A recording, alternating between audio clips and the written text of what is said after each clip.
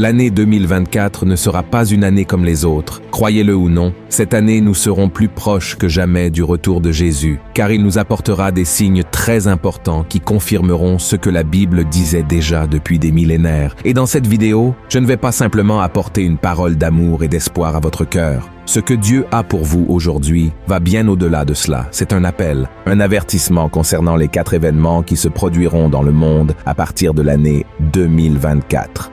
Mais avant de commencer, je vous demande de vous abonner à ma chaîne. C'est très facile, cela ne coûte rien. Il vous suffit de cliquer sur le bouton s'abonner qui se trouve sous la vidéo et à côté apparaîtra une petite cloche. Activez également la cloche de notification pour recevoir les prochaines vidéos que je publierai, d'accord? Alors, commençons. La première prophétie, l'union mondiale. Lisez avec moi ce passage de l'Apocalypse, chapitre 13. Il dit ainsi: « Et il se tint sur le sable de la mer. Puis je vis monter de la mer une bête qui avait 10 cornes et 7 têtes, et sur ses cornes 10 diadèmes, et sur ses têtes des noms de blasphème. Et il lui fut donné de faire la guerre aux saints et de les vaincre. Et il lui fut donné autorité sur toute tribu, tout peuple, toute langue et toute nation. » Avez-vous déjà entendu parler du nouvel ordre mondial? Il est très probable que oui, et vous avez certainement déjà entendu parler de ce terme lors d'un culte ou dans un contenu chrétien sur Internet.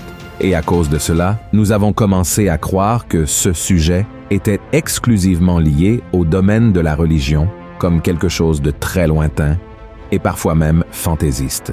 Mais ce n'est pas vrai. Le nouvel ordre mondial est plus réel que vous ne l'imaginez, et il est lié à tout ce que nous pouvons imaginer.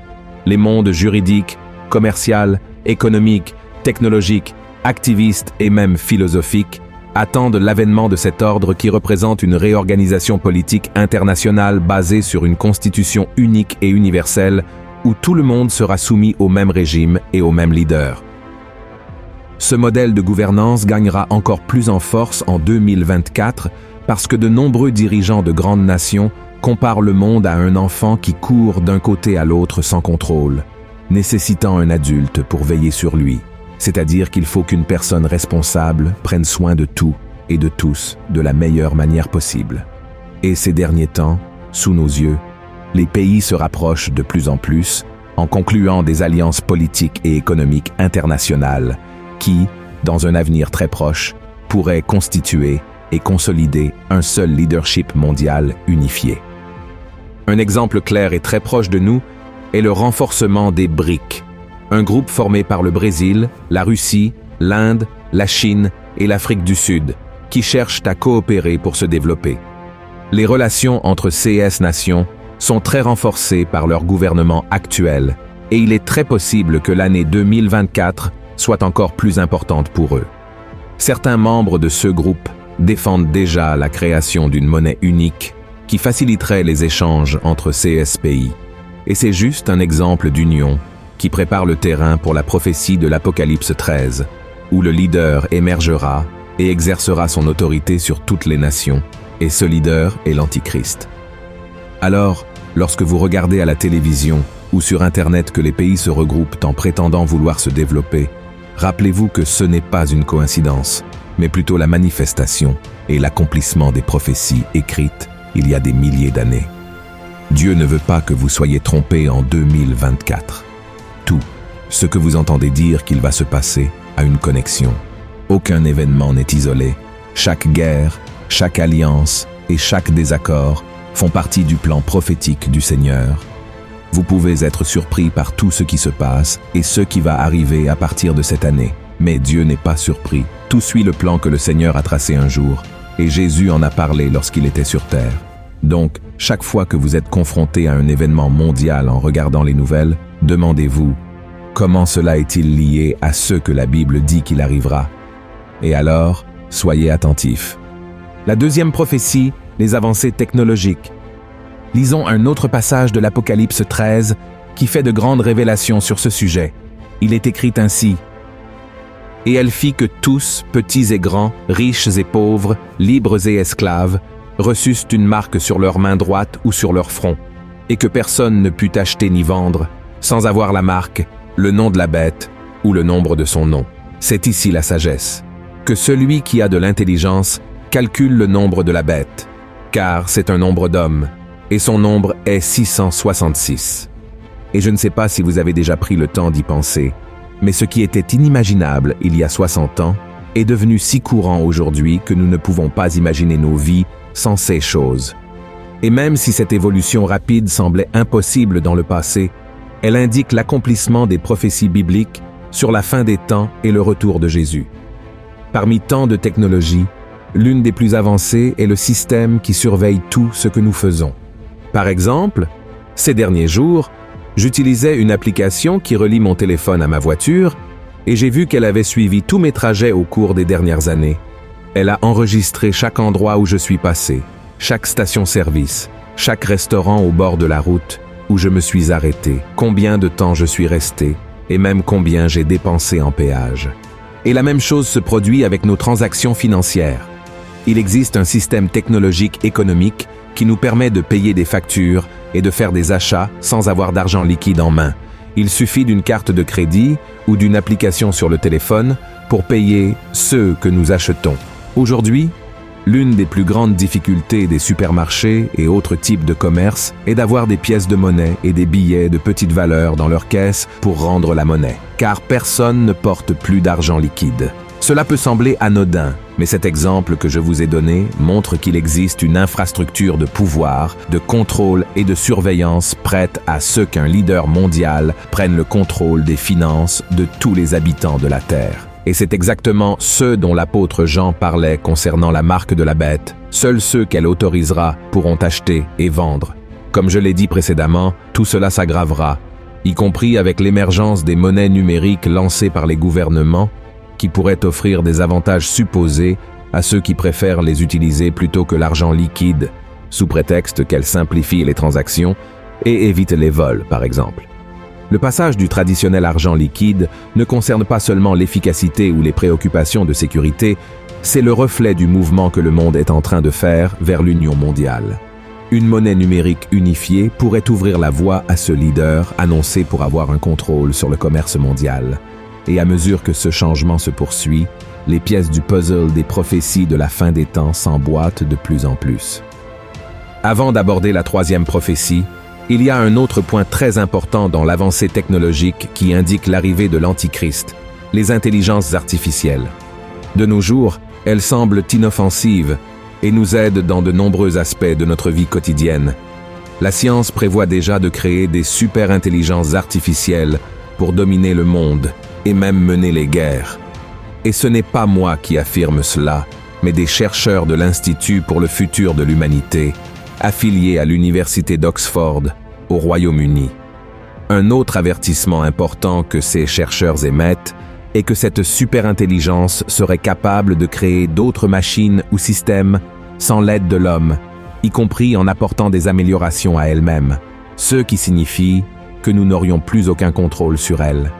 Pour que cette catastrophe se produise, cette superintelligence artificielle devrait être développée par quelqu'un de très puissant, ayant un seul objectif en tête, dominer le monde à tout prix, l'Antichrist, évidemment. Vous pourriez penser qu'il s'agit simplement de sensationnalisme, que cette vidéo a été publiée uniquement pour semer la peur parmi les gens, mais c'est très sérieux, mes frères et sœurs. Satan est bien plus sage que l'homme, et il peut effectivement amener la communauté scientifique à développer ces technologies dans un avenir beaucoup plus proche qu'on ne pourrait l'imaginer.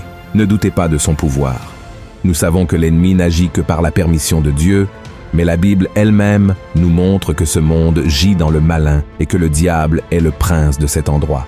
La troisième prophétie, l'apostasie, c'est-à-dire l'abandon de la foi. Dans sa deuxième lettre aux frères de l'église de Thessalonique, l'apôtre Paul a lancé une mise en garde très importante sous forme de prophétie.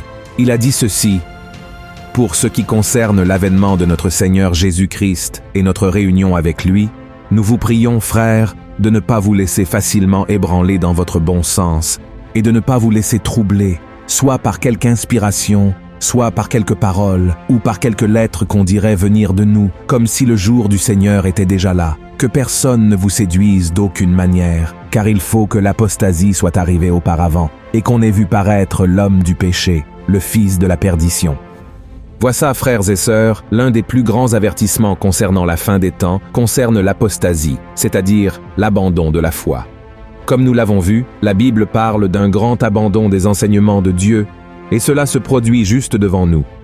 Chaque jour qui passe, de plus en plus de personnes se disant chrétiennes et affirmant avoir donné leur vie à Jésus, lui tournent le dos comme si elles ne l'avaient jamais connu. Et la tendance est que cela empire de plus en plus à partir de maintenant. Il y a beaucoup de chrétiens qui, il y a quelques jours à peine, prêchaient, dirigeaient les louanges à l'église ou participaient à une mission, mais qui maintenant ont cessé de vivre pour le Christ et poursuivent les plaisirs que le monde offre. Certains se livrent à des vices et d'autres à la débauche. De plus, nous constatons que les églises deviennent de plus en plus permissives, adoptant des pratiques qui ne correspondent pas à leurs doctrines originales, et à cause de cela, de nombreux fidèles abandonnent les temples. Une tendance inquiétante émerge où le monde s'infiltre dans l'église, où les gens affirment « Je suis chrétien, mais je ne suis pas la Bible ». Mais, frères et sœurs, cette affirmation est très contradictoire. C'est comme dire « Je suis végétarien, mais je mange du barbecue tous les jours ». La vérité est que les gens montrent leur mépris pour ce qui est sacré et juste, embrassant le péché et le manque de sainteté, y compris les pasteurs et les leaders religieux. Le zèle que beaucoup avaient pour le Seigneur a diminué. L'Église s'est rapprochée du monde, et le monde s'est rapproché de l'Église. Tout cela prépare le terrain pour que l'Antéchrist vienne et trompe les gens en se faisant passer pour le sauveur du monde, venant apporter la paix et la sécurité à tous. Et la quatrième prophétie, la décadence des valeurs de l'humanité. L'apôtre Paul a apporté dans une autre lettre une autre prophétie sur la façon dont les gens se comporteraient lorsque le monde serait proche de sa fin. Voici ce qu'il a dit. « Sache que, dans les derniers jours, il y aura des temps difficiles, car les hommes seront égoïstes, amis de l'argent, fanfarons, hautains, blasphémateurs, rebelles à leurs parents, ingrats, irréligieux, insensibles, déloyaux, calomniateurs, intempérants, cruels, ennemis des gens de bien, traîtres, emportés, enflés d'orgueil, aimant le plaisir plus que Dieu, ayant l'apparence de la piété, mais reniant ceux qui en fait la force. Éloigne-toi de ces hommes-là. Regardez ça, frères et sœurs. Le refroidissement de l'amour chez les gens se produit de plus en plus rapidement. Mais cela ne concerne pas seulement l'abandon de la foi en Jésus-Christ, mais aussi le changement de comportement des gens de manière générale. Au fur et à mesure que nous approchons de la fin des temps, cette décadence morale et les changements dans les valeurs sociales s'aggravent chaque jour davantage. Les gens se trahissent mutuellement, les parents tuent leurs enfants et les enfants tuent leurs parents. Les dirigeants deviennent chaque jour plus corrompus et traitent la vie humaine comme si elle ne valait rien, simplement pour devenir plus riches et plus puissants. L'égoïsme est également de plus en plus fort, car les gens ne se préoccupent que de leurs propres besoins et désirs.